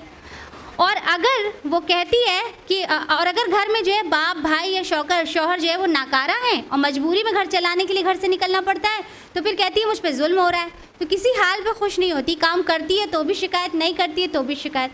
देखिए, अगर मेहनत करते हैं और घर को कुछ सपोर्ट कर सकते हैं तो ये एक अच्छी बात है। मेहनत करनी चाहिए, सपोर्ट करना चाहिए। और अगर खुशी से करते हैं, बाहर जाकर अपनी ज़िम्मेदारियों को निभा कर करते हैं तो ये तो और भी बहुत अच्छी बात है। बल्कि कुछ फील्ड्स तो डिमांड करती हैं जहाँ पर ख़वातीन की ज़रूरत है। तो अगर औरतें मेहनत करती हैं और कमाना चाहती हैं तो कमाएं, और बल्कि कुछ फील्ड्स में तो बहुत ज़रूरत है, बहुत ज़रूरत है। जैसे लेडी गायनोकोलॉजिस्ट है ना, या देखिए लैब टेक्नीशियंस। हम लोग एक्सरे कराने, ईसीजी कराने, एमआरआई कराने जाते हैं ना, कौन होते हैं वहाँ पे? मेल्स होते हैं। तो पर्दा नशीन ख़वातीन को कितनी दिक्कत होती है। अगर ऐसी जगह पर फीमेल्स हों तो कितनी आसानी हो जाए। तो ख़वातीन आगे आए। और आप देखिए कि प्राइमरी एजुकेशन में, छोटे बच्चों की तालीम में ख़वातीन का बहुत रोल होता है, क्योंकि जो लेडीज़ जो है जिस मोहब्बत शफ़क़त से छोटे बच्चों को देख सकती है, मर्द थोड़ी देख सकते हैं। तो कुछ फील्ड्स तो डिमांड करती हैं कि औरतें आएँ आगे और काम करें। तो अगर करना चाहती है तो करें, अपनी ज़िम्मेदारी को निभाते हुए बखुशी करें, लेकिन खुशी से करना चाहे तो, अपनी चॉइस से करना चाहे तो। कोई भी इस्लाम में औरत को फोर्स नहीं कर सकता कि वो ज़बरदस्ती जाए और कमाए और अपना ख़र्चा खुद उठाए। कोई फोर्स नहीं कर सकता। ये है सिन्फ़ नाज़ुक की इज़्ज़त जो अल्लाह ने दी है। और मगरिब का यही अलमिया है कि वहाँ की ख़वातीन को फोर्स किया जाता है, चाहे वो नहीं जाना चाहती घर से बाहर, नहीं मेहनत करना चाहती, लेकिन उसे फोर्स किया जाता है। चाहे वो हर रोज़ सेक्सुअली हैरेस हो रही हो, चाहे वो रोज़ जो है उसकी सेहत बर्बाद हो रही हो, उसको मशक्क़त हो रही हो, उसकी इज़्ज़त का ख़तरा, उसको अपनी सेहत का ख़तरा, उसकी ज़िंदगी तबाह हो रही हो, वो नहीं चाहती काम के लिए, लेकिन उसे फोर्स किया जाता है कि वो निकले और कमाए और अपना ख़र्चा खुद उठाए। अल्लाह ने ये ज़िम्मेदारी सिन्फ़ नाज़ुक की उसके क़वाम पे रखी है। ये उसकी मर्ज़ी है, उसकी चॉइस है कमाना चाहे, लेकिन ये ज़िम्मेदारी उसकी नहीं है कि वो अपना नान नफ़का खुद उठाए। ये हमारे रब ने हमारी पोजीशन, ये हैसियत दी है हमें। लेकिन देखिए कि अगर औरत ये कहती है, जैसा कि फेमिनिज़म और लिबरलिज़म की डिमांड है कि हमें जो है वो घर की ज़िम्मेदारियों के बारे में ना पूछा जाए, मतलब हम पूरी तरह से प्रोफेशनल लाइफ में इंडल्ज होना चाहते हैं, हमें ये जो डोमेस्टिक रिस्पॉन्सिबिलिटीज़ है इससे बड़ी ज़िम्मा कर दिया जाए, घर के बारे में ना पूछा जाए, तो दिस इज़ नॉट एक्सेप्टेबल। क्यों? ये क्यों नहीं कबूल किया जा सकता? क्योंकि अगर एक औरत की फील्ड खाली होती है ना तो उसका रिज़ल्ट बहुत ख़तरनाक आता है, बहुत ख़तरनाक। देखिए, अगर एक मर्द की फील्ड खाली हो जाएगी, जैसे मर्द का इंतकाल हो गया या कह लीजिए कि नाकारा है, काम ही नहीं करता, तो औरत किसी तरह मेहनत करके काम चला लेगी, है ना, बच्चों को पाल लेगी, गुजारा कर लेगी। लेकिन अगर औरत की फील्ड खाली हो जाती है तो मर्द पूरा नहीं कर सकता, क्योंकि अल्लाह ने उसके अंदर ये सलाहियत नहीं रखी, वो शफ़क़त, वो मोहब्बत नहीं है उसके दिल में। तो औरत की फील्ड खाली जब होती है, उसकी जगह खाली होती है, तो उसके बहुत ख़तरनाक असरात आते हैं, बहुत उससे प्रॉब्लम क्रिएट होती है। देखिए, अगर औरत पूरी तरह से अपने घर से एकदम दस्तबरदार हो जाए और ज़िम्मेदारी ना निभाए, तो फिर ऐसे में देखिए घर में बहुत प्रॉब्लम होती है। जैसे सफाई वगैरह का बहुत मसला हो जाता है ना, या जो ख़वातीन काम करती होंगी उन्हें खुद एहसास होगा कि बहुत कपड़ों का और काम का बहुत हजूम इकट्ठा हो जाता है। वीकेंड्स पर पूरा इसी पे बिज़ी रहता है इंसान। और आप देखिए कि बच्चे जो है बहुत सफ़र करते हैं, और बच्चे बाज़ औक़ात उनको खाना वक्त पर नहीं मिल रहा होता है, या आप देखिए कि बहुत बार वो माल ट्रीटमेंट का शिकार हो जाते हैं। माल ट्रीटमेंट यानी बच्चों के साथ झिड़क किया जाए। जाहिर है कि औरत जब काम कर रही है, थकी हुई है, और जब थक कर घर आ रही है और बच्चे कोई सवाल भी कर रहे हैं, तो वो ब्यूटीफुली और बहुत प्यार से तो उसको ट्रीट नहीं करेगी ना। वो भी काम करके थकी हुई है तो चिढ़के और चिड़चिड़ा कर और झटके से और डांटेगी, और हो सकता है मारना पीटना, ये सारी चीज़ें भी हों। तो इसे कहते हैं माल ट्रीटमेंट। तो अगर बच्चे माल ट्रीटमेंट का शिकार हो जाएं तो फिर बहुत बुरा रिज़ल्ट आता है। फिर देखिए हस्बैंड वो बहुत सफ़र करता है, क्योंकि जब उसे नीड होती है तो उसकी बीवी अवेलेबल नहीं होती। अगर अवेलेबल होती है तो इतनी थकी होती है कि वो फिर उसकी ख्वाहिश पूरी नहीं कर सकती। तो ऐसे में फिर देखिए उसका माइंड भी डिस्ट्रैक्ट होता है, और फिर ये एक्स्ट्रा मैरिटल अफेयर्स और ये सारी चीज़ें वजूद में आती हैं। ठीक है, तो बुराइयाँ तो बहुत हैं, बहुत है अगर औरत अपनी फील्ड खाली कर दे तो। लेकिन एक बड़ा जो ड्रॉबैक है, एक बड़ा ख़तरा जो है ना, हम उससे आगाह करना चाहते हैं, और वो है हमारी गोदों में परवरिश पा रहे हमारे बच्चे, हमारे मासूम बच्चे। आप इंटरनेट पर देखिए कि ऐसे बच्चों के साथ क्या होता है, और बहुत कुछ है, लेकिन हम एक छोटी सी स्टडी बस आप लोगों से शेयर करना चाहेंगे। ये जो है चिल्ड्रन वेलफेयर इंफॉर्मेशन गेटवे की, चाइल्ड ब्यूरो की 2019 की फैक्ट शीट है जो रिलीज़ की गई थी, कि इसमें ये बताया गया कि अगर बच्चों को निगलेक्ट किया जाए या उन्हें माल ट्रीट किया जाए तो इसके क्या क्या ख़तरनाक असरात आ सकते हैं, और 4 तरह से उसके नुकसानात, उसके कॉन्सिक्वेंसेस हमारे सामने आ सकते हैं। पहला तो उनकी फ़िज़िकल हेल्थ पर। ऐसे बच्चे जो नज़रअंदाज होते हैं, जो माल ट्रीट होते हैं, उनको झिड़का जाता है, उनके साथ अच्छा बिहेव नहीं किया जाता, ऐसे बच्चे फ़िज़िकली उनके साथ क्या प्रॉब्लम होती है कि बहुत हाई रिस्क होता है उनके अंदर डायबिटीज़ हो जाने का, और उनकी लंग डिसीज़ेज़ हो जाती हैं, विजन प्रॉब्लम हो जाती है, देख नहीं पाते ठीक से, उन्हें जो है वो हाई बीपी की शिकायत होती है, और उनको ब्रेन डैमेज हो जाता है, यहाँ तक कि कैंसर भी हो जाता है। इसके अलावा साइकोलॉजिकल कॉन्सिक्वेंसेस जो हैं, ऐसे बच्चे साइकोलॉजिकली क्या फेस करते हैं कि उनके अंदर कॉन्फिडेंस बहुत कम हो जाता है, वो बहुत उनकी मेमोरी लो हो जाती है, उनको अंदर एक डर, एक फियर आ जाता है, एक खौफ पता नहीं कैसा हो जाता है, और वो आइसोलेटेड फील करते हैं, तन्हा रहना चाहते हैं, एंजाइटी की शिकायत होती है, और इसके अलावा वो सुसाइड तक अटेम्प्ट कर लेते हैं। इसके अलावा बच्चों में जो बिहेवियरल कॉन्सिक्वेंसेस होते हैं वो क्या होते हैं, ऐसे बच्चे बहुत तेज़ी से इलीगल सेक्सुअल एक्टिविटीज़ में इन्वॉल्व हो जाते हैं। जाहिर है कि जब बच्चों की केयर नहीं होती है तो वो स्क्रीन के हवाले हो जाते हैं ना, उनके लैपटॉप्स, उनके मोबाइल्स और टैबलेट्स, तो फहश की दुनिया में बहुत आसानी से कदम रख देते हैं बच्चे, और फिर इस तरह के क्राइम करते हैं। फिर जाहिर है कि वो क्रिमिनल माइंडेड हो जाते हैं, तो वो क्रिमिनल ही बनते हैं बड़े होकर। और जो इसका सोसाइटल कॉन्सिक्वेंसेस है वो ये है कि ऐसे बच्चे न सिर्फ अपनी फैमिली के लिए नुकसानदेह साबित होते हैं, बल्कि पूरी सोसाइटी पे करती है, पूरा माशरा उसका खामियाजा भुगतता है। इतने बड़े बड़े ख़तरात होते हैं अगर औरत अपनी ज़िम्मेदारी से दस्तबरदार हो जाए तो। इसके अलावा आप देखिए कि बच्चे पूरी तरह से इमोशनली डिटैच हो जाते हैं। जब उन्हें हमारे इमोशनल सपोर्ट की ज़रूरत होती है तो हम अवेलेबल नहीं होते, और जब हम बूढ़े हो जाते हैं ना तो बहुत आसानी से हमारे बच्चे हमको ओल्ड एज होम में डालकर अपनी ज़िम्मेदारी से हाथ झाड़ लेते, उनका काम पूरा हो गया। तो हमने यही सिखाया था, बुनियाद यही दी थी, तो उसका यही रिज़ल्ट आना था। और फिर देखिए एक और ख़तरे से आगाह कर दें कि आए दिन इस्लाम के ख़िलाफ़ कोई ना कोई एजेंडा चढ़ा रहता है, ठीक है, कुछ ना कुछ होता रहता है। हाल ही में आरएसएस की तरफ से जो एजेंडा चलाया जा रहा है वो ये कि हमारी मुस्लिम बच्चियों को उनके दीन से वरगलाकर उन्हें फेर दिया जाए, और फिर वो गैर मुस्लिम लड़कों से शादी कर लेती हैं।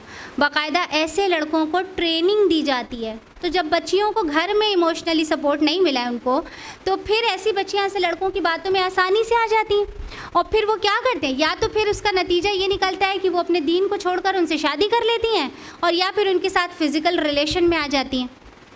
इतने भयानक असरात सोचिए। ना हम अपने बच्चों को इस दुनिया की आग से बचा पाए और ना ही हम आखिरत की आग से बचा पा रहे अपने बच्चों को। हम ये बात उन ख़वातीन के लिए भी कह रहे हैं जो पूरी तरह अपनी प्रोफेशनल लाइफ में बिल्कुल बिज़ी हैं और घर को एकदम कोने पे लगाया हुआ है, वो भी, और वो ख़वातीन की भी बात कर रहे हैं जो रहती तो घरों में है लेकिन उनकी जो सोशल लाइफ है ना, उनकी किटीज़, उनकी पार्टीज़, वो उसमें बहुत बिज़ी होती हैं, या फिर उनके जो सोशल कॉन्टैक्ट्स होते हैं ना, उनके व्हाट्सएप, इंस्टाग्राम, फेसबुक, उस पर कई कई घंटा बिज़ी रहना, या फिर जो आम ख़वातीन का आजकल हाल है ना, वो ड्रामा सीरियल्स देखना, घंटों ड्रामा सीरियल्स में लगे रहना, ये सब करने की वजह से जो खला पैदा हो रहा है हमारे बच्चों में, उसका नतीजा कितना भयानक आ रहा है, इतना भयानक। इसी हिकमत के तहत हमारे रब ने हमको हुक्म दिया है, सूरह अहज़ाब सूरह नंबर 33 आयत नंबर 33, वक़र्न फ़ी बुयूतिकुन्ना, और अपने घरों में करार से बैठी रहो। बहुत बुरी लगती है हमको ये बात, माज़अल्लाह, कि औरतों को घर में क़ैद करने के लिए कहा गया है। ख़वातीन को इस हिकमत के लिए, इतने बड़े ख़तरे से उनको और उनके घर को बचाने के लिए ये बात कही गई है कि अपने घरों में करार से बैठी रहो। और जो औरत अपने घर की इस मैनेजमेंट में मेहनत करती है, कोशिश करती है और उसे मुश्किलात आती हैं, हर्डल्स आते हैं, तो उसके लिए उससे बहुत बड़े रिवॉर्ड का वादा किया गया है। पता है, अल्लाह के रसूल सल्लल्लाहु अलैहि वसल्लम ने फरमाया, मुस्नद अहमद में हदीस दर्ज है, अलैकुन्ना बिल बैती फ़इन्नहु जिहादुकुन्ना, तुम्हारा घर तुम्हारी जिम्मेदारी है और यही तुम्हारा अमल जिहाद है। औरत अपने घर की जो भी मुश्किलात उठाती है और उसको मैनेज करती है ना, उसका अमल, उसका जिहाद कहा गया है, जिहाद। तो अगर कोई औरत अपने घर को तरजीह देती है, प्रायोरिटी देती है, अपने घर और अपने बच्चों के लिए मेहनत करती है, तो वो कोई दकियानूसी औरत और कोई पिछड़ी हुई औरत नहीं है, वो बहुत ही स्मार्ट, बहुत बोल्ड और इंटेलिजेंट औरत है जिसने अपने घर को इस आग से बचाने के लिए मेहनत की है। ये है स्मार्ट औरत। बोल्डनेस ये थोड़ी है कि हम फहश लिबास पहनकर सड़क पे आ जाएं और अपने हक़ के लिए आवाज़ें उठाएं ज़ोर ज़ोर से, ये बोल्डनेस थोड़ी है। बोल्डनेस तो ये है जो अस्मा बिनत यज़ीद रज़ियल्लाहु ताला अन्हा ने किया था। अस्मा बिनत यज़ीद रज़ियल्लाहु ताला अन्हा जो कि अंसारी सहाबिया थीं और बहुत अच्छी तकरीर करती थीं, और ख़वातीन ने उनको अपना नुमाइंदा बनाकर अल्लाह के रसूल के पास भेजा था सवाल करने के लिए, और उन्होंने इतना बोल्ड क्वेश्चन रखा था अल्लाह के रसूल के पास कि आपकी और हमारी तो हिम्मत है, बस सोचते ही रहे हम लोग। अस्मा बिनत यज़ीद रज़ियल्लाहु ताला अन्हा अल्लाह के रसूल के पास जाके पूछती हैं, ए अल्लाह के रसूल, अल्लाह ताला ने आपको मर्दों और औरतों दोनों के लिए नबी बनाकर भेजा, चुनांचे हम आप पर ईमान लाई और आपकी पैरवी की। पूरी बात सुनिएगा ध्यान से। और हमारा हाल ये है कि हम पर्दों में रहने वालियाँ और अपने घरों में बैठने वालियाँ हैं, और हमारा काम ये है कि शौहर हमसे अपनी ख्वाहिश पूरी कर ले और हम उनके बच्चे लादे लादे फिरें, और मर्द जुमा और जमात और जनाजा और जिहाद हर चीज़ की शिरकत में हमसे सबकत ले गए, और हमारा काम ये है कि जब ये जिहाद पर जाते हैं तो हम उनके घरों की हिफाजत करती हैं और उनके बच्चों को संभालती हैं। तो क्या अज्र में भी हमको इनके साथ हिस्सा मिलेगा? देखिए कि हज़रत अस्मा कोई मर्द औरत की इक्वालिटी का सवाल लेके नहीं आई थी, मसावात का सवाल लेके नहीं आई थी, वो इस फ़िक्र के तहत आई थी। इस फ़िक्र के तहत ख़वातीन ने उनको भेजा था कि हर चीज़ की शिरकत में तो मर्द होते हैं, तो कहीं ऐसा ना हो जाए कि मर्द जो है वो नेकी में हमसे सबकत कर ले जाए, कहीं दीन में वो हमसे आगे ना निकल जाए। इस फ़िक्र के लिए देखिए इतना बोल्ड क्वेश्चन किया था अल्लाह के रसूल से। अल्लाह के रसूल सल्लल्लाहु अलैहि वसल्लम बहुत मुतासिर हुए उनकी ये फसी और बलीग तकरीर सुनकर, और सहाबा कराम की तरफ रुख करके पूछते हैं, बताओ आज से पहले कभी किसी औरत की इतनी उम्दा तकरीर सुनी है जिसने अपने दीन की बाबत सवाल किया हो? सहाबा कराम ने कसम खा के कहा कि अल्लाह के रसूल हरगिज़ नहीं।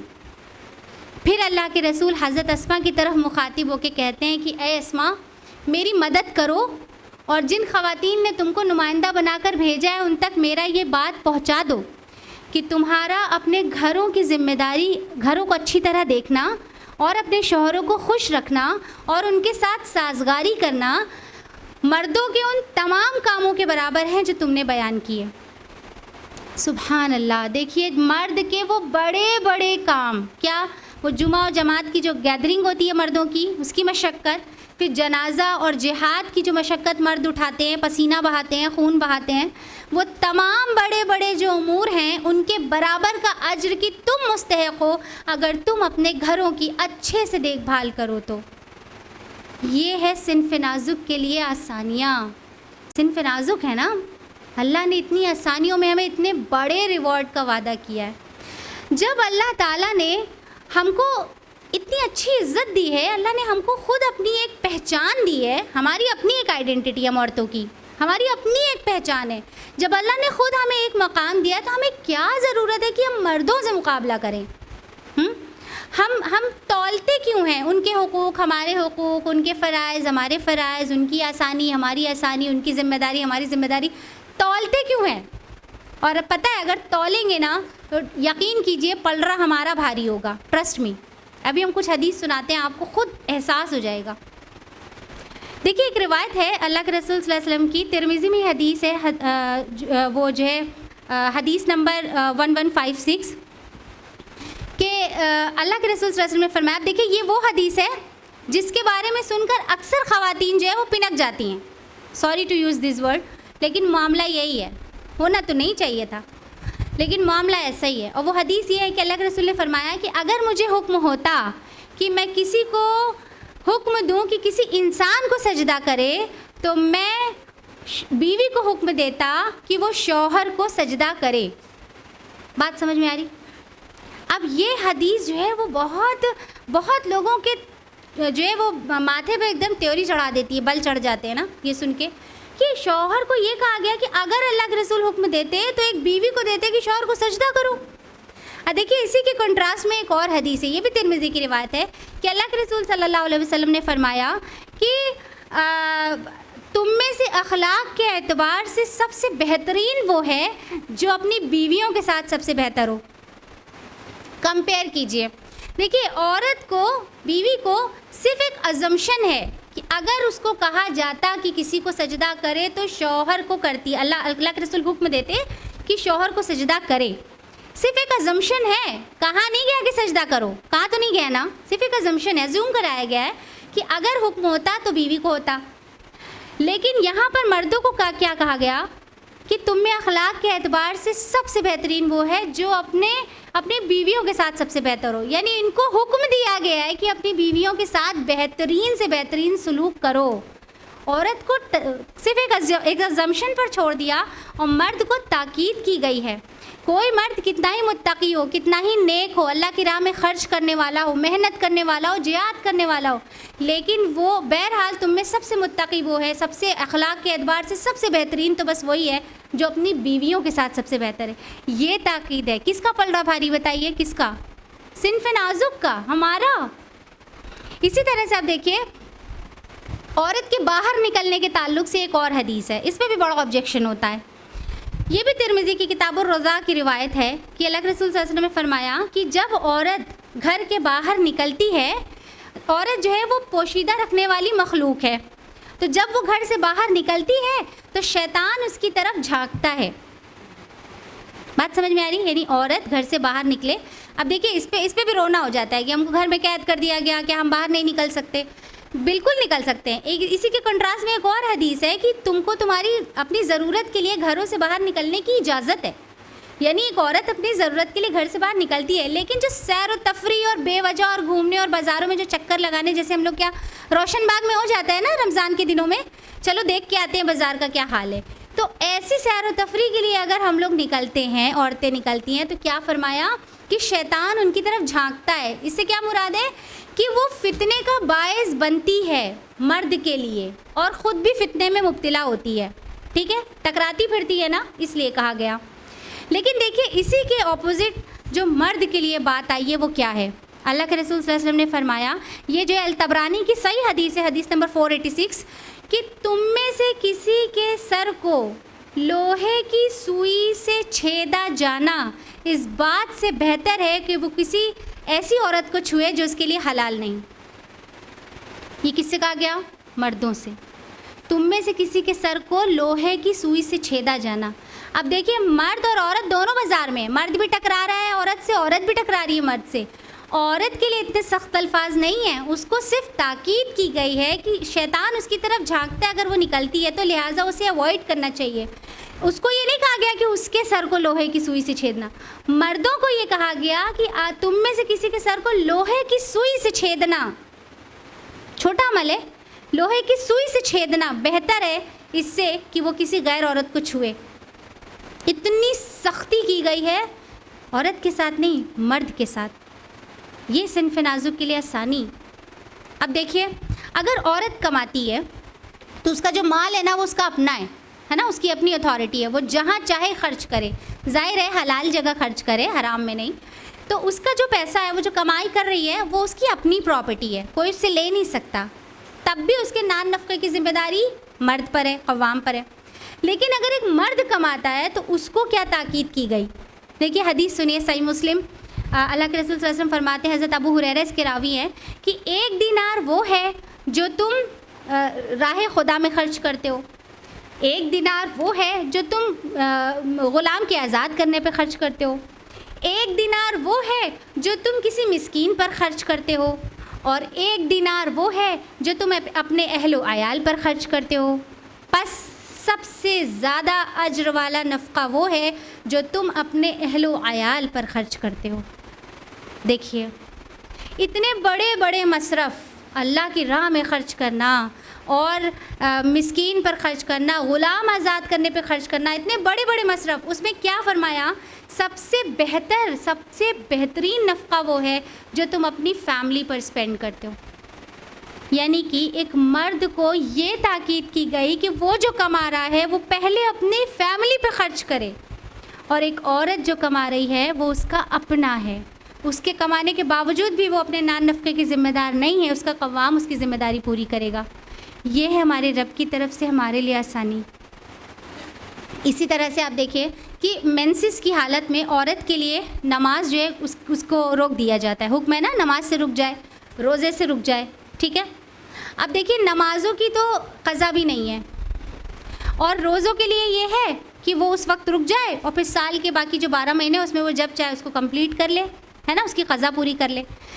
तो नमाज़ों के लिए बिल्कुल छूट दे दी गई, और देखिए इसके लिए डबल अजर हो गया। एक तो वो रमज़ान में भी, क्योंकि अल्लाह ने हुक्म दिया था कि रुक जाओ, नमाज रोज़े से रुक गई, अल्लाह की फरमाबरदारी की ना, रुक गई, तब भी उसको अजर मिल रहा है।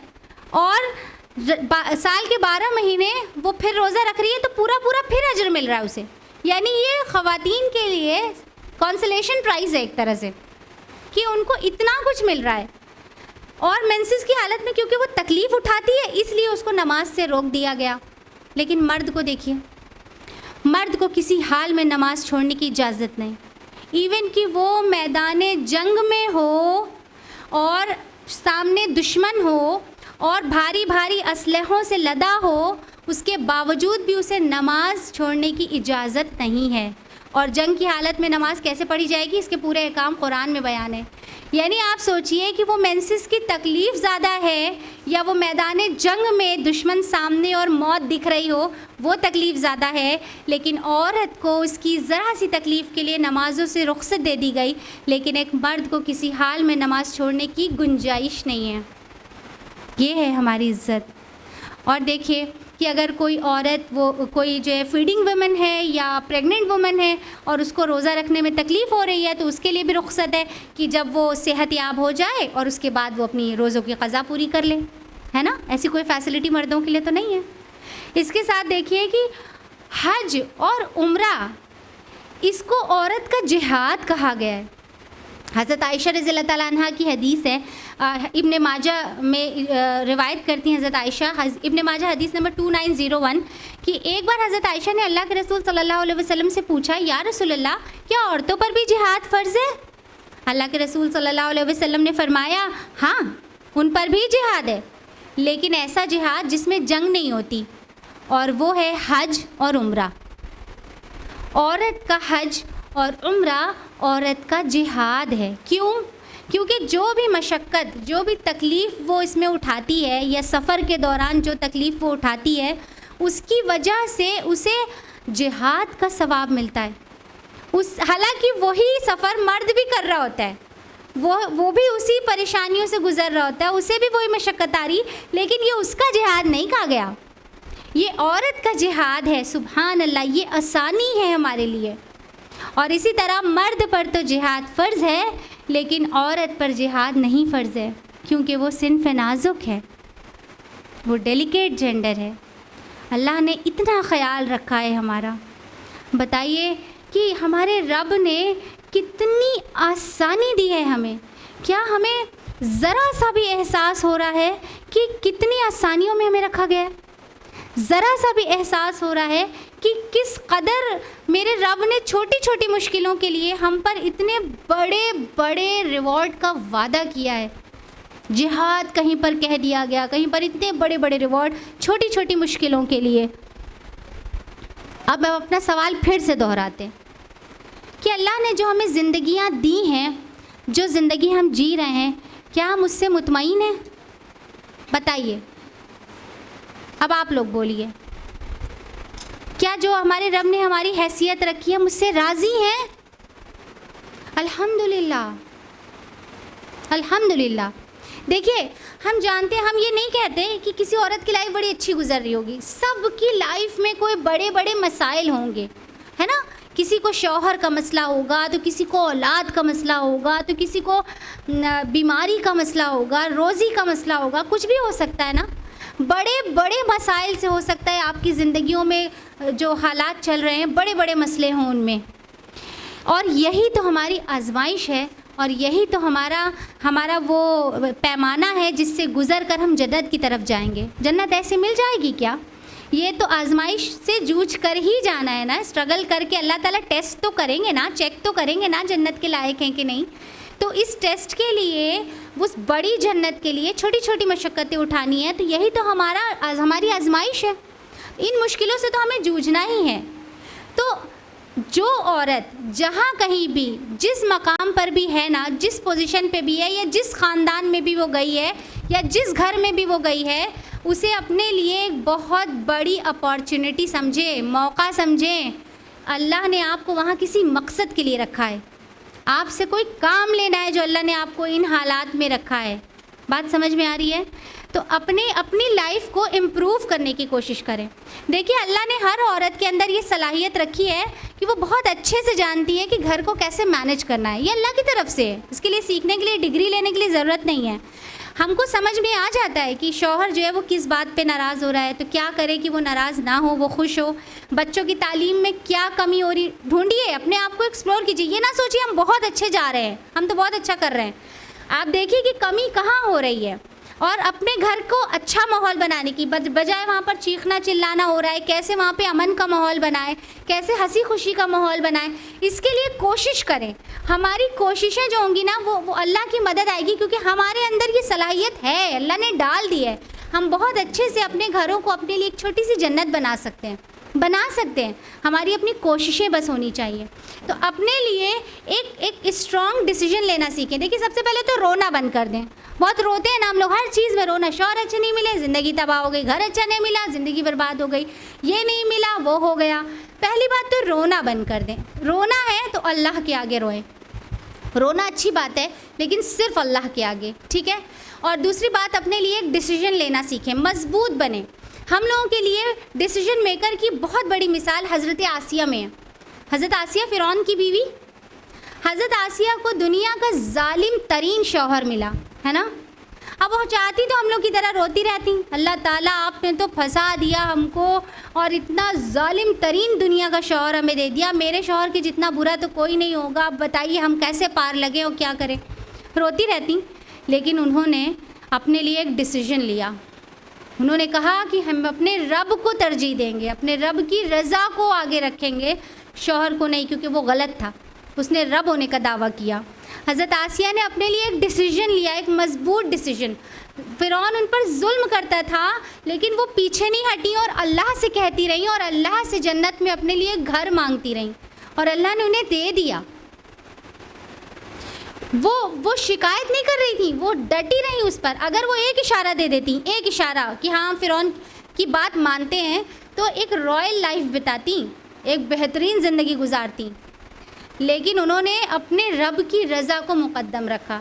हर काम में अल्लाह की रज़ा को आगे रखिए। देखिए, ना आपको इज़्ज़त मिले और ना आपको मर्तबा मिले तो कहिए। शिकायतें कर करके हम लोगों ने अपने आप को बेमोल कर दिया है। जब तक हम लोग अपनी इज़्ज़त खुद नहीं करेंगे, बताइए कोई और क्यों करेगा हमारी इज़्ज़त? क्यों करेगा? पहले अपनी इज़्ज़त खुद करना सीखे ना। जब हमें पता होगा हमारे रब ने हमें क्या दे दिया, हमारे रब ने हमें किस चीज़ से नवाज दिया, तो हम अब खुद अपनी इज़्ज़त करेंगे। जब हम अपनी इज़्ज़त करेंगे तो फिर दूसरे करेंगे। तो ये रोना धोना और ये अपनी अपनी खुशियों को लिमिटेड कर देना, ये छोड़ दीजिए। अल्लाह ने खुशियों के बहुत सारे मौके रखे हैं। अपना एफ़र्ट दे, अपने आप को प्रोडक्टिव बनाए। अल्लाह ने जो आपके अंदर सलाहियत रखी है, किसी को सिलाई कढ़ाई का शौक़ है तो किसी को पढ़ाई का शौक़ है, जिसको जो शौक़ हो वो अपने शौक़ में आगे बढ़े। अपने आप को बिज़ी रखें। बिज़ी रखने ड्रामा देख देख के बिज़ी ना रखें, अपने आप को अच्छी चीज़ों में बिज़ी रखें, ठीक है? इससे हमारे अंदर और शेप आएगा और निखर जाएंगे हम लोग। फिर जो मुश्किलें आएंगी उस पर बार बार सोचेंगे नहीं। अगर सोचेंगे नहीं और अपनी अच्छी चीज़ों में अपने आप को बिज़ी रखेंगे तो पॉजिटिव रहेंगे। पॉजिटिव रहेंगे तो पॉजिटिव काम करेंगे। लेकिन अगर हम नेगेटिव माइंड से रहेंगे तो फिर पॉजिटिविटी कहाँ से आएगी, है ना? तो अपने आप को बिल्कुल प्रोडक्टिव बनाएं। और मेरा एक आखिरी मशवरा ये है कि अपने आप को जमात से जोड़ कर रखें। जमात, दीनी जमात, कोई ऐसी वो किटीज़ और पार्टीज़ वाली गैदरिंग की बात हम नहीं कर रहे हैं। दीनी जमात से जोड़ें। इससे क्या होता है कि इंसान के अंदर नेकी करने में, एक दूसरे से नेकी करने में सबकत ले जाने का शौक़ पैदा होता है ना, जब जमात में इंसान होता है। फिर इसके अलावा देखिए कि इंसान को अपना, हम लोगों को अपना टारगेट याद आता रहता है। हम क्यों पैदा किए गए, अल्लाह ने हमें क्यों पैदा किया है, हमारे इस दुनिया में आने का क्या मकसद था। तो ये जब हम जमात में रहते हैं तो रिवाइज़ होता रहता है, पता चलता रहता है। तो हमारी जो प्रॉब्लम्स है ना वो सॉल्व होती रहती हैं। तो दीनी जमात से जुड़िए। हमारी ऑर्गेनाइजेशन IERO ने हमेशा आपका वेलकम किया है। हमेशा आप हमारी जमात से जुड़ें, और नहीं तो आप कहीं भी जुड़ना चाहें, लेकिन दीनी जमात में रहिए और अपनी ज़िंदगी को प्रोडक्टिव बनाइए। और अगर हमने अपनी ज़िंदगी अल्लाह और उसके रसूल की इताअत करते हुए गुजारी ना, तो याद रखिए कि हमारे लिए दुनिया में भी छोटी सी जन्नत है और इंशाअल्लाह आखिरत में भी होगी। तो हम अपनी बात को यहाँ पर ख़त्म करते हैं अल्लाह सुब्हानहू व तआला की बहुत प्यारी सी आयत के साथ कि हमारी वो जन्नत भी हमारा इंतज़ार कर रही है अगर हम दुनिया में अल्लाह और उसके रसूल की इताअत करें तो। और जो हमारी जो लिमिट है, जो अल्लाह ताला ने हमें लाइफ दी है ना, वो हमारे रब की दी हुई है, तो उसकी मर्ज़ी के मुताबिक जिए। और वो आयत है सूरह निसा, सूरह नंबर 4 आयत नंबर 13। अल्लाह ताला फरमाते हैं तिल का हुदूदुल्लाह, ये अल्लाह की बनाई हुई हुदूद हैं, अल्लाह की बनाई हुई हदें हैं। वमन युतिउल्लाह व रसूला, तो जिसने अल्लाह की और उसके रसूल की इताअत की, युदखिलहु जन्नातिन तजरी मिन तहतिहल अनहार, तो अल्लाह ताला उसको ऐसी जन्नतों में दाखिल करेगा जिसके नीचे नहरें बह रही होंगी। खालिदीन फ़ीहा, हमेशा उसमें रहेंगे। वज़ालिकल फ़ौज़ुल अज़ीम, और यही बड़ी कामयाबी है। ये है सक्सेस, ये है कामयाबी, ये है वो अचीवमेंट जो हमें चाहिए थी। अल्लाह ताला हम सब को कहने सुनने से ज़्यादा अमल की तौफ़ीक दे। वाखिरु दावाना अनिल हम्दुलिल्लाहि रब्बिल आलमीन। वस्सलामु अलैकुम व रहमतुल्लाहि व बरकातुहू।